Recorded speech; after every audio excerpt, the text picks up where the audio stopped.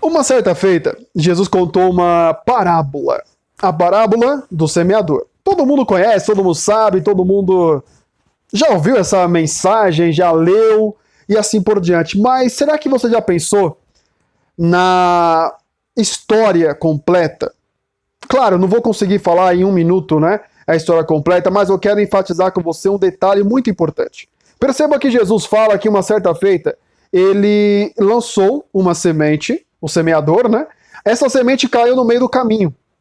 Outra semente caiu em lugar que não tinha terra suficiente, ou com muitas pedras. E Jesus disse que essa semente, ela cresceu, mas não cresceu o necessário. Eita! Uma certa feita, Jesus contou uma parábola. A parábola do semeador, a qual todos nós conhecemos essa história.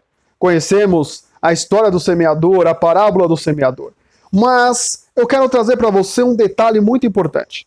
Uma das sementes que Jesus falou que o semeador plantou, ou lançou, né? A semente, ela caiu entre pedregais. Exatamente. Ela caiu em terra que não era uma terra, digamos assim, profunda. E aquela semente criou um pouquinho de raiz, mas rapidamente ela cresceu. Só que, com o sol forte, ela se queimou e extraviou, estragou. Mas o detalhe mais importante é a raiz.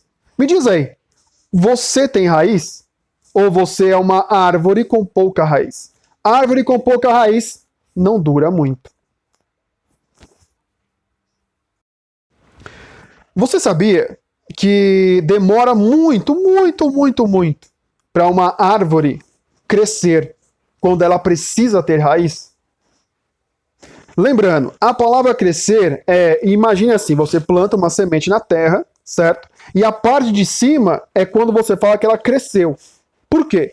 Você nunca vai ter a noção de quanto de profundidade essa semente ou esta árvore alcançou para começar a crescer. Só que, pense comigo o seguinte, as árvores mais resistentes do mundo, elas têm muitas raízes e raízes profundas. Exatamente. A pergunta é, você está preparado para ter raízes fortes? Para esperar o momento certo de crescer? Antes de crescer, ter raízes? Sim ou não? Você sabia que quanto mais raiz ou raízes uma árvore tem, mais resistente ela é? Exato.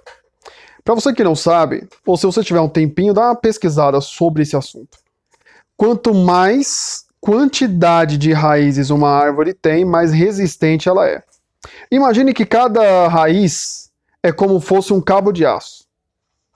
Exato.